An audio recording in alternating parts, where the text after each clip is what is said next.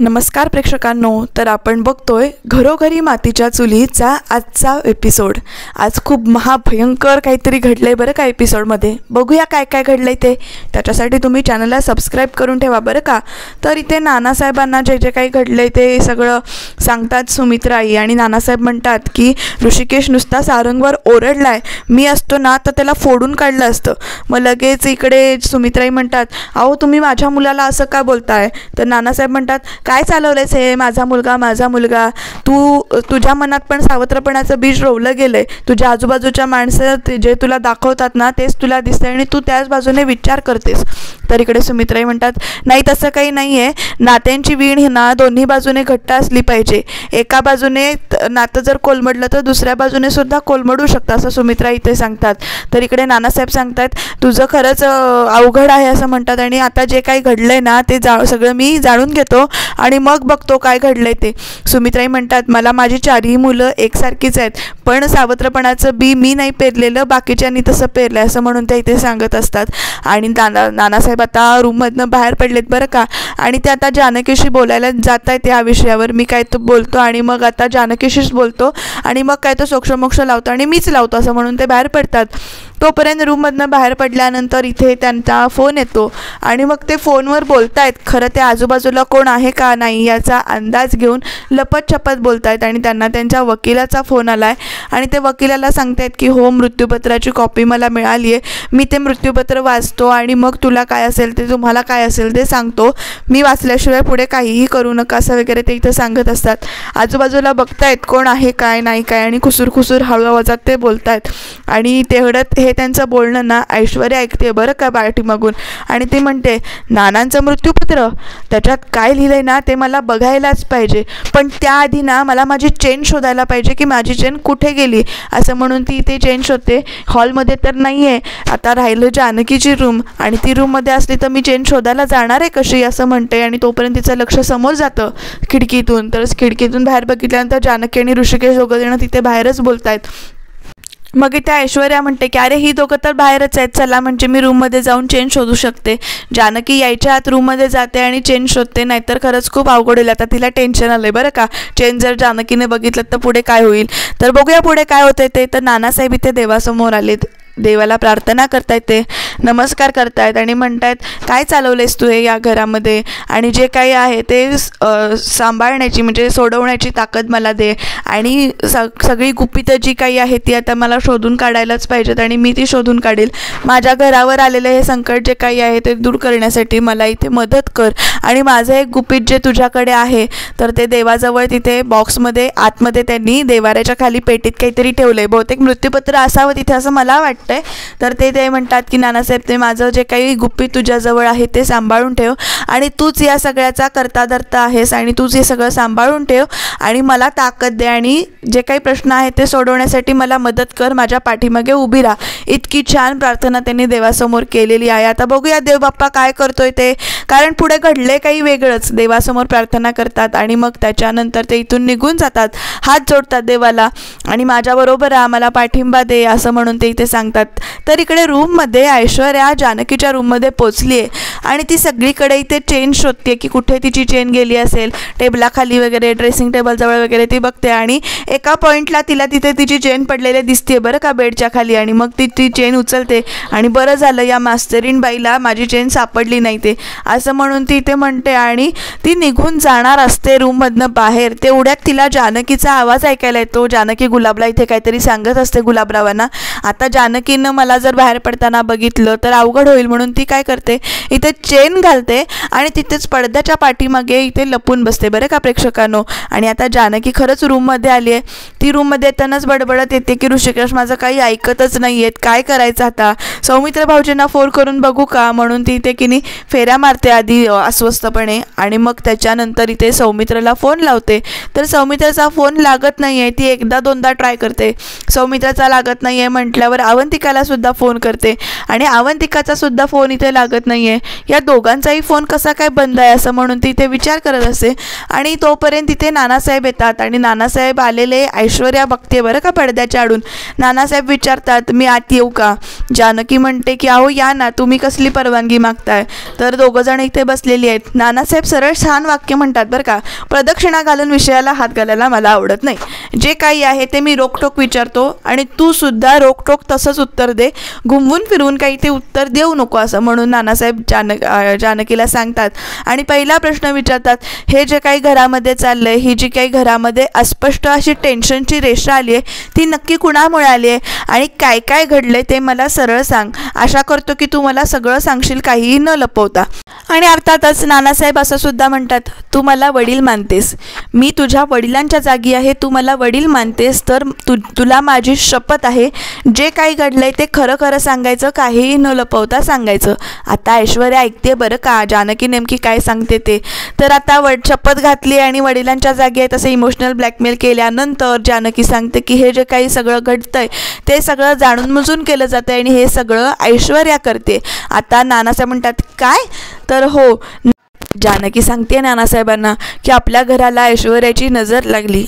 ऐश्वर्या लग्न करून आली तेव्हापासून ती आपल्या वाईटावरच उठली. आणि मग गणपतीत जो काही प्रसंग घडला, जानकीनं ऐश्वर्यावर जो काही हात उचलला आणि त्याच्यानंतर सुमित्राईने जे काही सांगितलं की आमच्यापेक्षा तुझ्या मनामध्ये सावत्रपणाचं खूळ तू भरून घेतलेस असं वाटायला लागले असं त्या म्हणतात. त्याच्यानंतर नदीघाटावर मुद्दामून गाडी घ्यायला सांगितली, माझं एक काम आहे. आणि नदीघाटावर तिथे ऋषिकेश पार्वती आईंचं श्राद्ध करत होते, तो सगळा प्रसंग. आणि इकडे ऐश्वर्या ऐकते बरं का की काय काय घडलंय ते किंवा काय झालंय ते. तर त्याच्यानंतर इकडे जेव्हा ऋषिकेश इथे सुमित्राईंशी बोलायला जातो तेव्हा सुमित्राई म्हणतात की ऋषिकेश आता सावत्र मुलग्यासारखा वागतोय, सावत्रपणा दाखवतोय. ते ऋषिकेशनं ऐकलेलं बोलणं आणि त्याच्यानंतर जे काही दागिन्यांचा कालचा प्रकार होता की दागिने खोटे कसे निघाले आणि दागिने खोटे निघाल्यानंतर ऐश्वर्याने जी काही बाजू मांडली सुमित्राईंसमोर की मी जानकी वहिनींना वाटतंय की मी केलंय आणि दागिने जे काही आहेत ते त्यांच्या रूममध्ये असले पाहिजेत, तर आपण त्यांची रूम तपासूया. आणि मग त्या रूममध्ये सापडलेले जानकीचे खरे दागिने, हे जे काही सगळे प्रकार घडलेले असतात ते सगळा प्रकार इकडे जानकी न संकोच करता नानासाहेबांना इथे सगळं सांगते. आणि हे सगळं इथे ऐश्वर्या ऐकते बरं का पडद्यामागे राहून.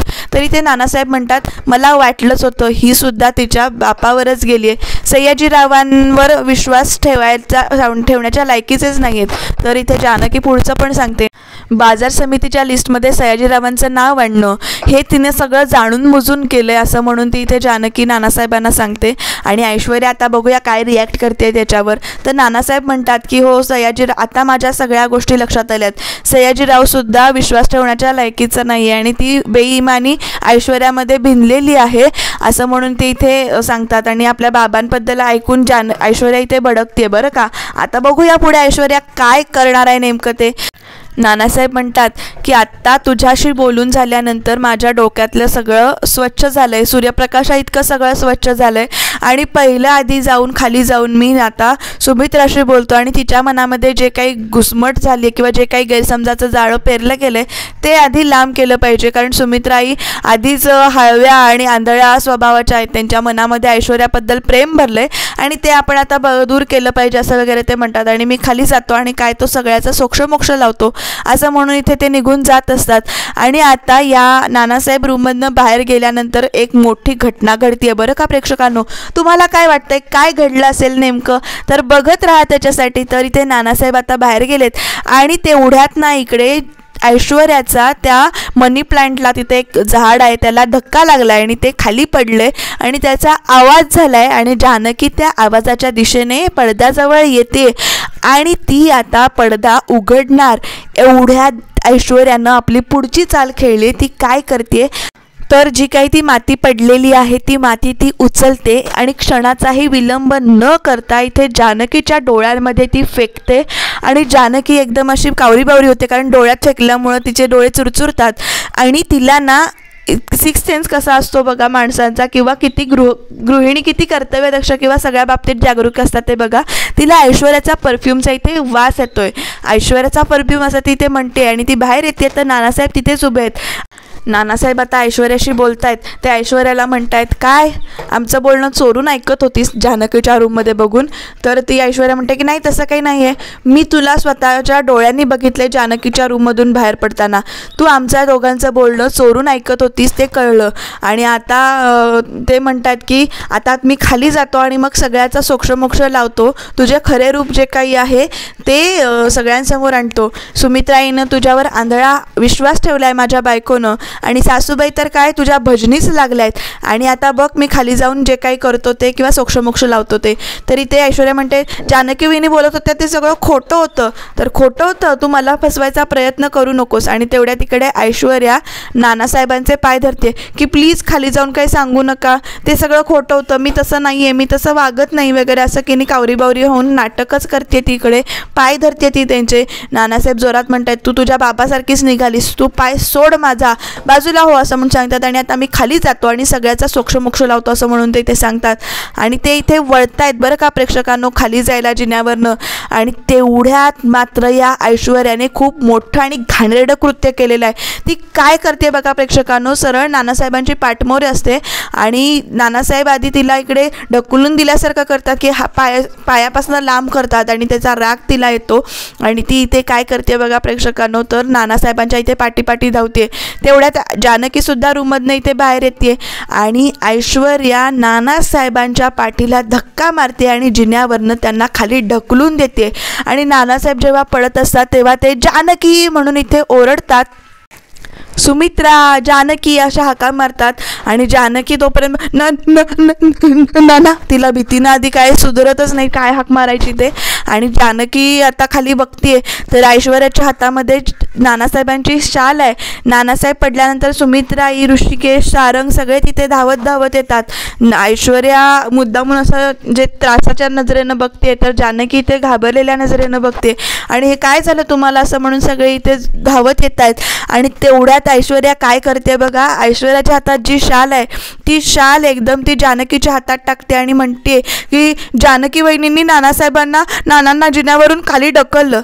आता ऐश्वर्या म्हणते, ऐश्वर्याचं हे बोलणं ऐकून प्रत्येकजण इथे वर बघतोय आणि सगळे शॉक होऊन जानकीकडे बघतायत.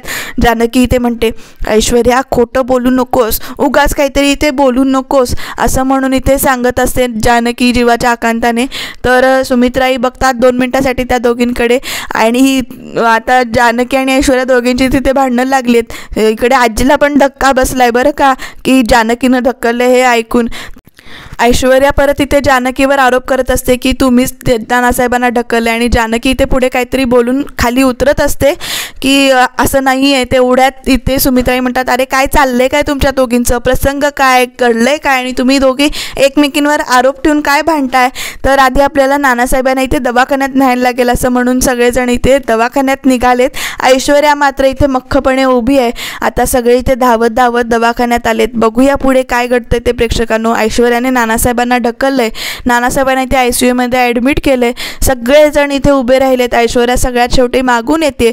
सारंग, ऋषिकेश, जानकी, सुमित्राई सगळ्यांच्या मनामध्ये इथे टेन्शन आलेलं आहे.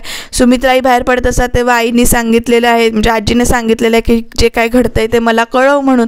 आता बघू पुढे काय होतंय ते. डॉक्टर नानासाहेबांवर इथे ट्रीटमेंट करतायत. सुमित्राई देवाची प्रार्थना करतायत. जानकीसुद्धा देवाची प्रार्थना करते की देवी आई हे सगळं काय घडतंय. आता नवरात्र बसणार आहे, नवरात्र आहे उत्सव, आणि तू माझ्या घरावर एवढं मोठं संकट आणलंयस, तू त्याच्यातून मार्ग काढ असं म्हणून जानकी आणि सुमित्राई दोघीजणी इथे प्रार्थना करतायत. आता बघू ऐश्वर्या या सगळ्याचा कसा फायदा करून घेते किंवा अजून काय काय ती करते आणि जानकी यावर काय उत्तर देते. जानकींना ऐश्वर्याला लवकरात लवकर आता ठेचून काढलं पाहिजे बरं का, कारण नानासाहेबांना ढकलले, खूप मोठं तिनं पापच केले, असं म्हाताऱ्या माणसांशी वागू नये. तरी ते जानकी ते देवाला प्रार्थना करते आणि कुठेतरी निघून जाते. तर सुमित्राईसुद्धा देवाला प्रार्थना करतात आणि रडत रडत इथे येऊन एका बाकड्यावर बसतायत. आणि आता ऐश्वर्या आलेली आहे बरं का. आता ती पुढे काय सांगते ते बघूया. तर सुमित्राईंच्या जवळ इथे ऐश्वर्याला म्हणते की नानासाहेबांच्या बाबतीत असं व्हायला नको होतं, मी बघितलं ना काय घडले ते माझ्या डोळ्यांनी, जानकी वहिनींनी नानासाहेबांना ढकललं असं म्हणून इथे सांगते ती परत एकदा. आणि देवबापाला प्रार्थना करते की नानासाहेबांना लवकरात लवकर बरं वाटू दे. आणि एवढ्यात बरं ती अजून एक काय म्हणते माहिती आहे का, तर ती म्हणते की आता नानासाहेबांना जानकी वहिनींनी ढकललं आणि आता त्या तुम्हाला पण त्रास देतील आणि त्यांनी तुम्हाला असा त्रास दिला तर नाही मी तुम्हाला आता एकटं सोडून कुठेही जाणार नाही, मी कायम तुमच्याबरोबरच थांबेन. कारण जानकी वहिनी काहीही करू शकतात अशी ती एक प्रकारची भीतीच घालते सुमित्राईंच्या मनामध्ये. आणि सुमित्राईंचा विश्वास इथे बसलाय बरं का प्रेक्षकांनो. त्या इथे काहीच बोलत नाही आहेत पण त्या रडतायत मात्र खूप. साहजिकच आहे, एकदम असं नानासाहेबांना इथे पडलेलं बघून आणि जानकीनं हे केलं हे ऐकून त्यांना खूपच त्रास होतोय. त्या फक्त ऐश्वर्याच्या हातामध्ये ते हात देत आहेत आणि हा हातामध्ये हात म्हणजे विश्वासाचा एक भाग झाला ना. ऐश्वर्याने आता जानकीच्या बद्दल इकडे सुमित्राईंच्या मनामध्ये सुद्धा भीती निर्माण केली आहे आणि ती सांगते की मी तुम्हाला सोडून कुठे जाणार नाही, मी कायम इथे तुमच्याबरोबर असेन. आणि आता इकडे प्रेक्षकांना उद्याच्या भागात ऐश्वर्या सरळ इथे कबूल करते आणि म्हणते माझ्याबद्दल सगळ्यांना सांगायला जाणार होते, आता कशी बोलती बंद झाली नानासाहेबांची. आणि आता 2 दिवसात तू अशी फुलपाखरासारखी या घरातनं निघून गेलेली असेल. तर आता जानकी म्हणते की 2 दिवस नाही, फक्त 24 तासाच्या आत सगळ्यांना तुझ्याबद्दल खरं काय असेल ते कळेल आणि तू या घरातनं बाहेर जाशील. आता बघूया ही खरंच 24 तासाच्या आत ऐश्वर्याचा चेहरा उघडा पाडते का, कारण बरेच दिवस ती धमकीच देते. आता बघू पुढे काय होतंय ते. त्याच्यासाठी सबस्क्राईब करा.